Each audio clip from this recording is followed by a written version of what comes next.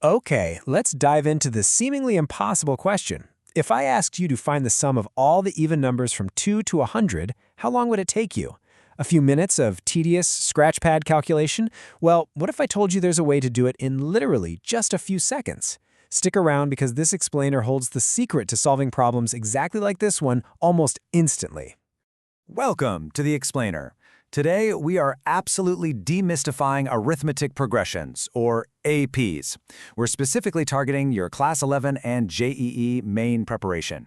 We're going to break down everything you need to know, stripping away all that textbook confusion, and seriously building up your problem-solving speed. We'll be using our staircase to JE approach today. So Agenda Item 1, AP Basics. 2, Finding Terms and Shortcuts. 3, The Magic of Sums. 4, Arithmetic Means and Properties. 5, JE Main Shortcuts. And finally, 6, Mini-Test and Formula Sheet. Let's step right up. Section 1. Basics of Arithmetic Progressions. Let's get our foundation set. Before we can tackle complex JEE problems, we really need to nail down what sequences and series actually are. There's a basic difference here that people mix up literally all the time. A sequence is just a comma-separated list of numbers that follow a specific pattern. Think of it like a lineup. But the very second you replace those commas with plus signs, meaning you're actually adding those numbers together, bam, it becomes a series. Now, within sequences, we have different types of patterns. Today, we're zeroing in completely on arithmetic progressions, or APs. Notice how an AP relies entirely on adding or subtracting a constant number. We call that the common difference, or D. Just for context, a geometric progression, or GP, is a whole different beast that relies on multiplying or dividing by a common ratio. But again, today it's all about addition and subtraction. This brings us to a massive golden rule for today.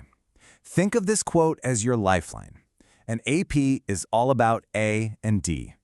Whenever you're stuck on a brutal AP problem, especially when the clock is ticking in an exam, bring your focus entirely back to finding the first term, A, and the common difference, D.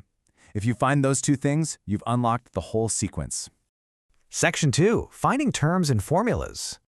Okay, so we know what an AP is and we have our golden rule. Now, how do we find a specific term way down the line without writing out the whole entire list? This right here is your core tool, the nth term formula. Let's say you need the 50th term. You definitely don't want to write out 50 numbers. Instead, use this. A sub n equals A plus n minus 1 times D. To find any term, you just take your first term A and you add your common difference exactly n minus 1 times. It's that simple. Now let me show you a massive time-saving shortcut. Sometimes JEE throws a curveball and asks you to find a term from the end of the sequence. Instead of doing it the regular, painfully slow way of calculating total terms and subtracting, the standard way, use this smart shortcut.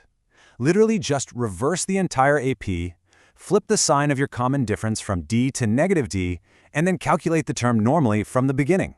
It is an absolute game changer for saving precious minutes. Let's look at a quick application so you can see how straightforward this really is. If our first term A is 5 and our common difference D is 9, finding the 10th term means just plugging those numbers right into our formula. So 5 plus 9 times 9 gives us 86, and if you do a quick mental sanity check, yeah, roughly 10 jumps of 9 from 5, 86 makes perfect sense. Section 3. The Magic of Sums. So finding individual terms is great and all, but as we hinted at in our hook question, adding up hundreds of terms instantly, that is where the real magic happens. Take a look at these official sum formulas. Notice there are two variations here. The first one is S sub n equals n over 2 times the quantity 2a plus n minus 1 times d. You'll use this when you only know a, n, and d. But look at that second variation, n over 2 times a plus l, where l is your last term. Guys, if you know the first and last terms, this second formula is an absolute lightning-fast shortcut. Let's actually put that shortcut to the test and solve our impossible question from the beginning, the sum of all even numbers from 2 to 100. Our first term, A, is 2. Our common difference is 2, and the last term is 100. Since we easily know 100 is the 50th even number, our n is 50. We just plug all that into our shortcut formula. 50 divided by 2 times the sum of 2 and 100. That's 25 times 102, giving us 2,550 instantly. How cool is that? Section 4. Arithmetic Means and Properties. Next up, we really need to master the properties of APs. You can think of these as your secret weapons for bypassing long, tedious calculations during the exam. First is the arithmetic mean, or AM. If you have 3 numbers in an AP, the middle number is literally just the average of the 2 numbers on the outside. Basically, this means that 2 times the middle term will always equal the sum of the first and third terms. This specific relationship is incredibly useful for setting up equations fast. Okay, here is a fantastic trick to completely avoid a massive headache. If a JEE word problem mentions unknown terms in an AP but doesn't actually give you the numbers, do not just assume them as A plus D, A plus 2D. No. Instead, if it's 3 terms, assume them as A minus D, A, and A plus D. Why? Because the moment you add them together, those D's cancel out beautifully, leaving you with a super simple equation to find A. Just use this table as your ultimate blueprint for assuming terms. You are definitely going to want to memorize these properties right now. They are crucial for exam speed. The first one is totally fascinating. The sum of the first and last term is exactly the same as the sum of the second and second to last term, and so on. Also, here's a huge tip. If you ever see a formula for the nth term that looks like a straight line equation, say 4n plus 1, you instantly know it's an AP. Plus, the number attached to n, that 4, is automatically your common difference. And remember, the sum of an AP will always look like a quadratic expression in n. Section 5. JEE main level shortcuts and questions. All right, let's step up the difficulty. We have our foundation, we have our shortcuts. Now let's see how these concepts actually disguise themselves in JEE main level questions. Take a look at this classic trap. It looks terrifying, right? There are no numbers, just variables P, Q, and R. The question says the pth term is Q and the qth term is P. Find the rth term. But hey, remember our golden rule. Do not get intimidated by the letters. Just set up your standard nth term equations for A and D, subtract one equation from the other, and you'll find that D simply equals -1. From there, the whole problem just unravels perfectly. Here is another common one where they only give you a single condition. The question states the 9th term of an AP is 0 and asks you to prove that the 29th term is double the 19th term. You might panic and think, wait, I need 2 conditions to find A and D. Not here, you don't. Since A plus 8D equals 0, we immediately know A equals -8D. Just take that direct relationship and plug it straight into the formulas for the 29th and 19th terms. You'll instantly see one is exactly twice the other. It's all about focusing on the relationships. Section 6, Mini Test and Formula Sheet. You've officially made it to the top of the staircase. Let's lock all this amazing information into your brain by summarizing everything into a rapid-fire review and a super helpful formula decision guide. Please avoid these common pitfalls. When you use that cool trick of assuming 3 terms as A, D, A, and A plus D, do not forget that your actual first term is A minus D, not A. That trips up so many people. Also, always remember that n, the number of terms, represents a physical position. You can't have a 4.5th term in a sequence. So if your calculation ever spits out a fraction for n, it simply means that specific number is not in your AP sequence. Okay, let's test that knowledge. I want you to literally pause this explainer right now and try to solve these 3 rapid-fire questions on the screen. Use the quick checking techniques we just learned. Okay, did you get them? Let's check. For the first one, yes, it is an AP because it's a linear expression and D is exactly the coefficient, which is 3. For the second one, D equals 23/9. And for the third one, using our trusty sum formula, the answer is 45,150. If you nailed these, you are well on your way. We've covered the core of arithmetic progressions today, from the basic staircase all the way up to JEE main techniques. But I want to leave you with this provocative thought to explore next. How do you spot an AP when the sequence is cleverly disguised inside complex square roots and crazy fractions? How do you rationalize it to reveal that simple, beautiful addition pattern underneath? Think about it, keep practicing, and until next time, keep exploring. All right, let's jump right into this comprehensive explainer on geometric progression. If you're gearing up for JEE Main, you already know that sequences and series is a massively high-yield chapter. So today, we're laser-focusing exclusively on geometric progressions, or GPs. We're going to map out exactly how numbers multiply and scale, taking you from the absolute ground floor all the way up to advanced exam-level problem solving. Get your scratch pads ready. Here is your mental syllabus for our math masterclass today. We'll start with the intro to GP, move on to mastering those essential formulas, explore geometric means, hack some JEE main questions, go over a crucial mistakes and decision guide, and finally tackle the ultimate JEE practice challenge. Okay, Section 1, Intro to Geometric Progression. Let's isolate the unique multiplier engine that drives these sequences. Now take a look at how visually different an arithmetic progression's addition staircase is from a geometric progression's multiplying gear system. In an AP, you're just adding a common difference, but in a GP, you're dealing with a literal chain of multiplication. To find the engine driving the sequence, which we call the common ratio R, you just take any term and divide it by the term immediately before it. 12 divided by 6? 2. 6 divided by 3? Also 2. That constant multiplier is the absolute heartbeat of a GP. So here is the fundamental anatomy of a GP. Think of your first term, A, as embarking on a mathematical journey. It takes n-1 multiplying jumps of R to reach the nth term. And that gives us our very first critical formula. T sub n equals A times R raised to the power of n-1. Why n-1? Well, because to get to the second term, you only make one jump. To get to the third, you make 2 jumps.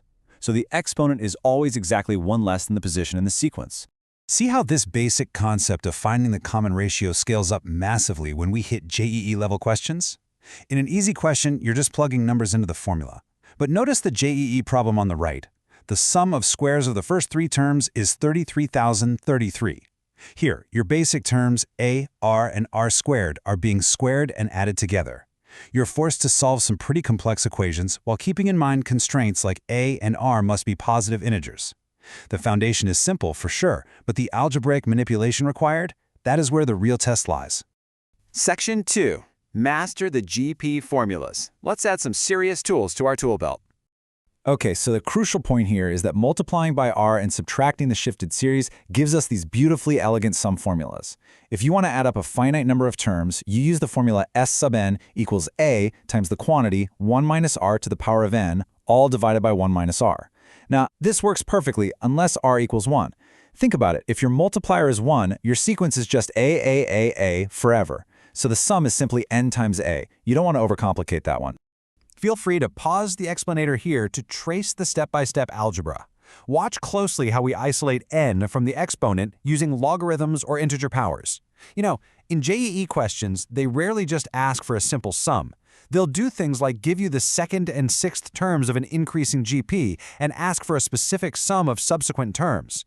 You have to first map out the relationship to find A and R, confirm R is greater than 1 since it's an increasing sequence, and then apply your sum formula. It's like a multi-step puzzle. Now, let's talk about infinite series. I love this visual analogy. A finite series is a journey to a specific, mapped-out destination. But an infinite series? It's like zooming into a fractal, endlessly. But here's the catch, and it's a big one. You can only find a finite sum for an infinite sequence if the numbers are actually getting smaller, meaning the absolute value of R absolutely must be less than 1. If you meet that condition, the terms eventually shrink into nothingness, simplifying our massive sum formula into something incredibly compact. S infinity equals A divided by 1 minus R. Notice how JMain loves to mix things up here. They'll combine infinite sums with algebraic parameters or squares of the sequence, forcing you to solve 2 equations with 2 unknowns.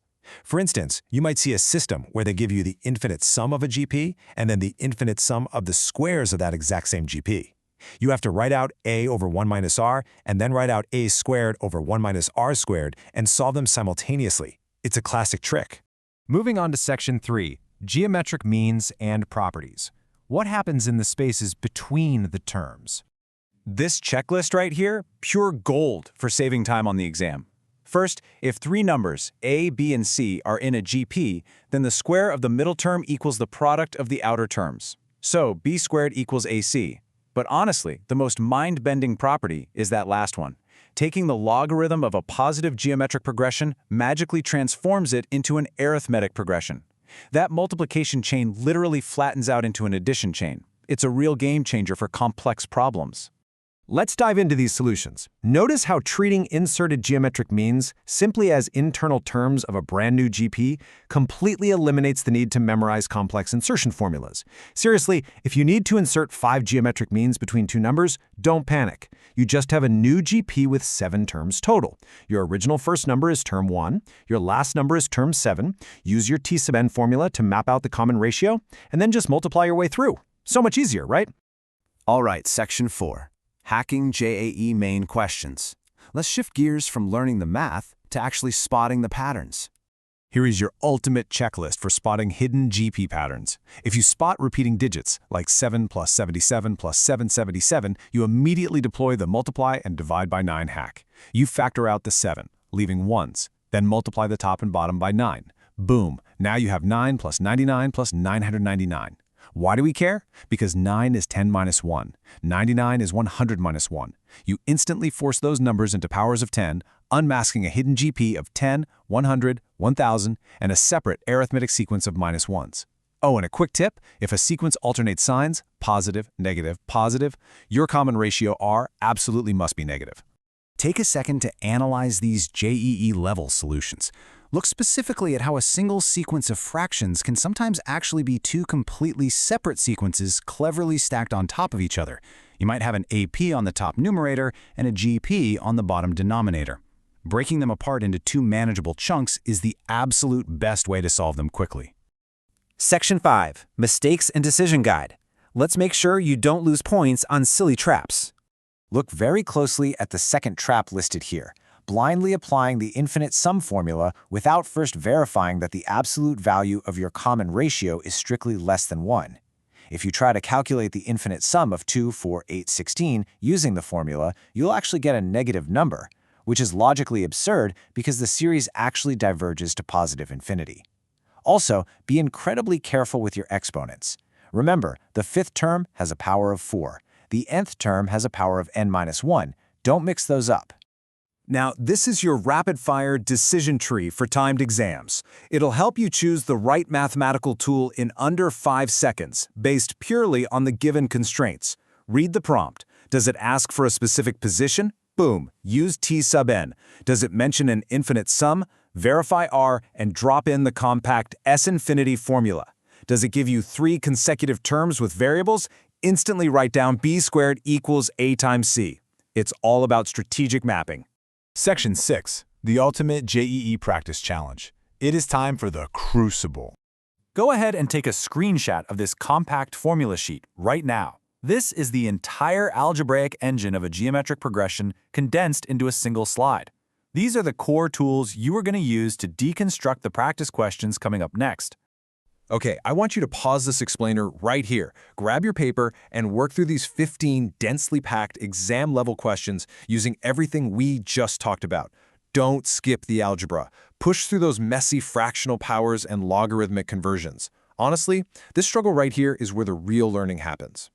All right, unpause. Let's verify your logic against this complete answer key. Pay special attention to the algebraic manipulation in the logarithmic and infinite series questions.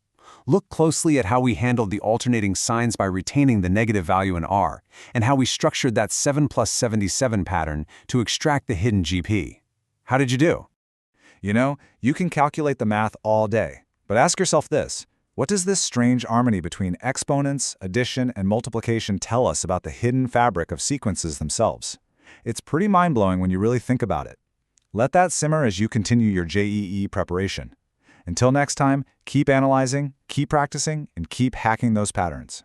All right, let's dive straight into this explainer. Today, we're tackling a seriously cool, admittedly complex topic that is absolutely crucial for your JEE main prep. We're talking about the sequences and series chapter, specifically focusing on arithmetico-geometric progressions. We'll just call them AGPs to save some breath, and we're also going to unpack the incredibly powerful telescopic method of differences. By the time we wrap up, you won't just be memorizing formulas, you'll actually understand the hidden algebraic machinery running these series. To kick things off, let's look at this absolutely mind-bending visual paradox called Gabriel's staircase, which comes to us from the channel Mathematical Visual Proofs. Imagine a staircase where the perimeter just keeps going, literally stretching out to infinity, but somehow the total area it takes up is completely finite. Seriously, how is that even mathematically possible? Well, it sets up our math for today perfectly. Okay, here's our quick roadmap for today's explainer. We'll start with Gabriel's staircase, then deconstruct the AGP, learn the multiply, shift, and subtract trick, tackle infinite sums, look at the telescopic method, and finish up with some JEE pattern recognition. Let's jump into Section 1, Gabriel's staircase, visualizing infinite sums. Okay, so picture this staircase, where the height of every single step is exactly 1, but the widths are shrinking. We start with a width of r, which is just some number between 0 and 1, and then the next step has a width of r squared. The next is r cubed, and that just keeps going forever. If you try to calculate the total area by slicing it into vertical columns, you get this massive infinite series. But if you slice it horizontally into rows, you actually get a series of pure geometric sums. Because both of these methods are measuring the exact same finite area, it visually proves this really complex infinite series sum. It's like a giant puzzle perfectly clicking into place. Moving right along to Section 2, deconstructing the AGP, the engine behind the math. So the underlying math driving that cool staircase is called an arithmetico-geometric progression. Now, I know you guys already know your APs and GPs, so think of an AGP as exactly what it sounds like. It's a sequence where each term is the product of corresponding terms from an arithmetic progression and a geometric progression. They're basically just holding hands. As you move from one term to the next, you're simultaneously adding your constant difference d for the AP part and multiplying by your constant ratio r for the GP part. If we pull them apart and look at them side by side, you can clearly see how the linear AP terms multiply directly with those exponential GP terms. So the first term is just a times 1. The second is a plus d times r, which means your nth term follows this super predictable pattern. It's the nth term of the AP, which is bracket a plus n minus 1d, close bracket, multiplied by the nth term of the GP, r to the power of n minus 1. All right, Section 3. Multiply, shift, and subtract, the ultimate magic trick. Okay, listen closely, because our JEE experts over at PWJEE insist you do not try to memorize the clunky sum formula for an AGP. Seriously, trying to recall that monster under exam pressure is a terrible idea. Instead, you're going to use this elegant 4-step trick. Step 1, write out your sum, Sn. Step 2, on the very next line, multiply the entire equation by your common ratio r. Step 3, visually shift every single term one space to the right so your r powers stack up perfectly. And step 4, subtract. Our sources emphasize this over and over again. When you subtract that second equation from the first, all those messy AP coefficients just flatten right out, and boom, it leaves a pure geometric progression sitting right in the middle of your equation. From there, you just evaluate the sum of that new GP, do a tiny bit of algebra, and you've got your answer. No rote memorization required. Section 4, the infinite sum, taking it to infinity. Now, in the JEE main, you are frequently going to be asked to find the sum of an infinite AGP. But for this to even exist, your common ratio r must have an absolute value strictly less than 1. So, if you're just doing a finite sum of n terms, r simply can't be 1. But for an infinite sequence to converge, that ratio has to be a proper fraction, trapped strictly between -1 and +1. So why is that condition so important? Well, Dr. Barker explains it wonderfully. Because the absolute value of r is less than 1, the r to the power of n component gets microscopically small as n gets closer and closer to infinity. So even though the AP part of the sequence is growing linearly, that fractional exponential decay is so strong it just crushes it down to 0. That whole messy nth term completely vanishes, leaving you with a really beautiful, clean result. Moving on to Section 5, the telescopic method, collapsing the series. Okay, but what happens when you're looking at a series and our standard AGP multiply and shift trick just doesn't cut it? Enter the brilliant method of differences. Think of it like one of those old-school pirate telescopes collapsing in on itself. You rewrite your general term, TR, as a difference between two terms, something like AR minus A of R plus 1. You might do this using partial fractions for rational expressions, or maybe by rationalizing square roots. The magic happens when you list out the sum. Term 1 is A1 minus A2. Term 2 is A2 minus A3. You add them all up, and all those middle terms just perfectly cancel each other out. It's super satisfying. You're left with just the very first piece and the very last piece. Which brings us to our final section, Section 6, JEE pattern recognition, spotting the hidden sequence. So, how do we actually apply this in the exam? Well, it's really all a game of pattern recognition. You want to run through this quick mental checklist. First, just look at the coefficients. Are they in an AP multiplied by a GP? If yes, great, it's a standard AGP. If not, look a bit closer. Can you rewrite the denominator using partial fractions? Or maybe there are some square roots you can rationalize to force a telescoping series. Oh, and you absolutely need to watch out for this tricky trap from PWJE, the multiple layer AGP. Sometimes you do your neat little multiply, shift, and subtract routine, and the result you get isn't a GP yet. It's actually just another AGP. Don't panic when this happens. Just patiently apply the exact same process one more time. That true geometric progression is usually just waiting one layer deeper. To wrap things up, I'm going to leave you with a quick brain teaser to ponder. What happens if your geometric ratio R is exactly 1? I mean, your GP component would just be a string of ones, right? So doesn't your big complex AGP just collapse into a regular everyday arithmetic progression? Think about that. Anyway, thank you so much for joining this explainer. Keep your focus sharp, remember to rely on those core methods instead of memorization, and keep practicing those patterns. You've got this.